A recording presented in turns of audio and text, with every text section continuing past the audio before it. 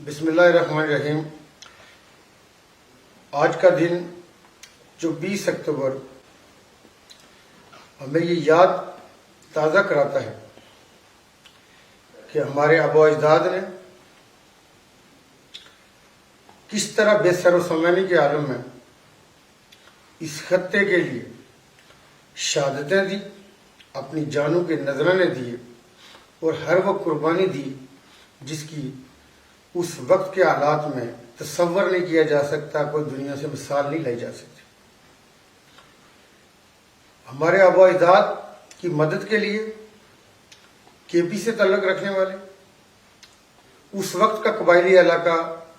جو اب ہمارے ملک کا حصہ ہے، ان ہمارے قبائلی بھائیوں نے اور کے پی کے جو ہمارے پٹھان اور جو دوسرے پشتو بولنے والے لوگ تھے، وہ جس طرح اس آزاد خطہ کے اندر ہمارے آباء و اجداد کی مدد کے لیے پہنچے اور بنیادی طور پہ انہوں نے یہ عمل کیا بابا قوم کے حکم کے اوپر، جو انہوں نے اس وقت جو پشتون اور کے پی سے تعلق رکھنے والی جو قیادت تھی ان کو جب پیغام بھیجا۔ لیکن یہ آزاد کشمیر کے اندر اسٹیبلش ہونے والی گورنمنٹ، یہ بیس کیمپ کی حکومت، بنیادی طور پہ یہ پورے سے پورے کشمیر سے تعلق رکھتی ہے اور یہ گورنمنٹ بنانے کا مقصد آزاد خطہ کے اندر اور بیس کیمپ میں یہ تھا کہ جب تک کشمیر پورے کا پورا آزاد نہیں ہو جاتا اور پاکستان کا حصہ نہیں بن جاتا، ہم چین سے نہیں بیٹھے۔ میں آج ایل او سی کے اس پار اپنی ماؤں کو، اپنے بزرگوں کو، اپنے بھائیوں کو، بہنوں کو، بچوں کو یہ پیغام دینا چاہتا ہوں کہ یہ آزادی کی سیلیبریشن اس وقت تک نہیں ہو سکتی، مکمل نہیں ہو سکتی جب تک ہم اکٹھے نہیں ہو جاتے۔ اور آپ اس بات پہ یقین بھی رکھیں اور تسلی بھی رکھیں کہ ہم یہ علم گرنے نہیں دیں گے، اور مسلمان دنیا میں علم گرنے کے لیے نہیں آتے کہ کوئی علم گر سکے ہمارا۔ اور انشاءاللہ جو آپ نے قربانیاں دی ہیں، اور اسپیشلی 5 اگست کے بعد جو آپ ایک جیل کی زندگی گزار رہے ہیں، اس قید کی جو زندگی ہے اس کی تکلیف دنیا کے اندر رہنے والا ہر آدمی محسوس کر سکتا ہے جو انسان ہے۔ درندوں سے تو ہم ایکسپیکٹ نہیں کر سکتے، لیکن انسان انسانی تکلیف کو محسوس کرتا ہے۔ ہم یہ سمجھتے ہیں کہ دنیا میں بڑی بڑی طاقتیں رہی، تاریخ آج ان کو درندوں کے نام سے یاد کرتی ہے، انسانوں کے نام سے یاد نہیں کرتی۔ اور ہندوستان کو بھی اور ہندوستانی اسٹیبلشمنٹ کو بھی یہ ظلم نہیں ہونا چاہیے کہ وہ طاقت کے زور پہ کشمیر کے رہنے والے ان کے بنیادی حقوق سے محروم کر سکیں۔ ہم پاکستان جو دنیا کے اندر معرض وجود میں آیا، ہمارے ملک کی جو اساس اور بنیاد تھی وہ لا الہ الا اللہ محمد رسول اللہ تھی۔ کلمہ طیبہ کی اساس کی بنیاد پہ وجود میں آنے والا یہ دنیا کا واحد ملک ہے، اور اس ملک کے حاصل کرنے میں اکابرین نے اور جو بابا قوم رحمۃ اللہ علیہ کی قیادت میں مسلمانان بر صغیر نے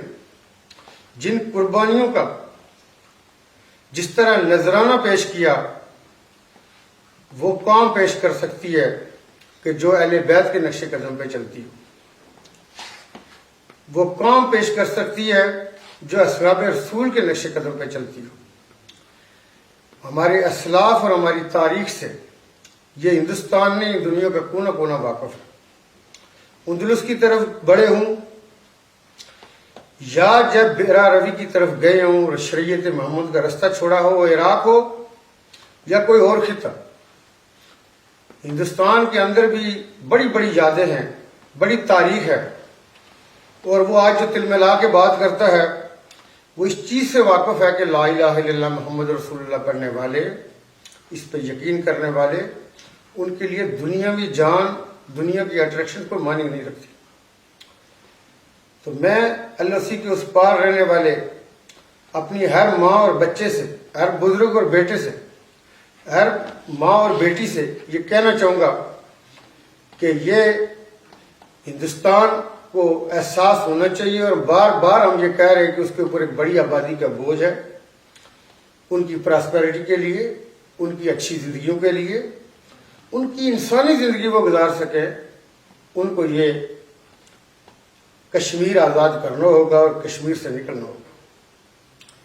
اگر وہ اسی ہٹ ترمیم کا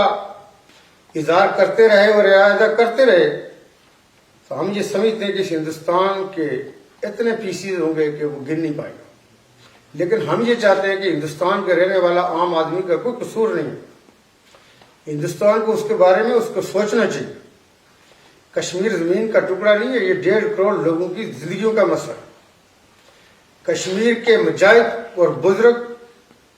جو اپنے بستر مرگ کے اوپر بھی، اس کی بند جیلوں کے اندر بھی یہ کہتے ہیں کہ ہم پاکستانی ہیں اور پاکستان ہمارا ہے،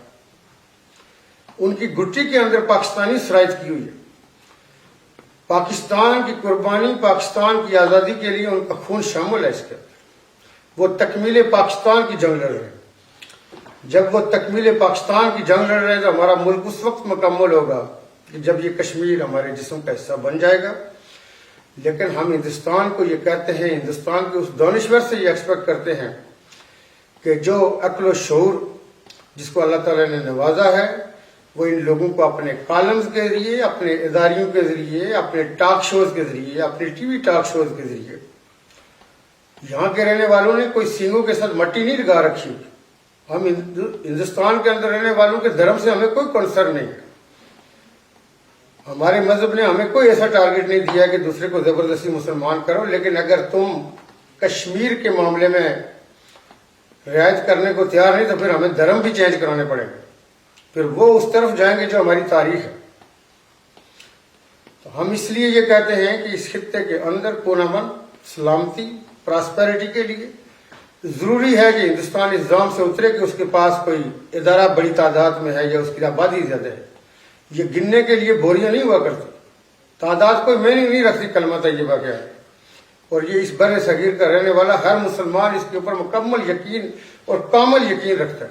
خواہ وہ بنگلہ دیش کے اندر رہ رہا ہو، سری لنکا میں رہ رہا ہو، بھوٹان میں ہوگا، نیپال میں ہوگا، افغانستان میں ہوگا یا پاکستان، اور کشمیر پاکستان کے اندر ہوگا۔ کشمیری اوریجن جو پاکستانی ہے وہ اپنے ملک کے اوپر کوئی کمپرومائز کرنے کو تیار نہیں۔ اور ہم اس لیے یہ چاہتے ہیں کہ آپ کو جو واعظ و نصیحت کیا جائے، آپ کو شعور کی طرف لوٹانے کی تبلیغ کی جائے، اور ہم دعا بھی کرتے ہیں کہ آپ لوگوں کو عقل آئے اس سے پہلے کہ دیر ہو جائے اور پھر داستانوں میں قصے نہیں رہا کرتے۔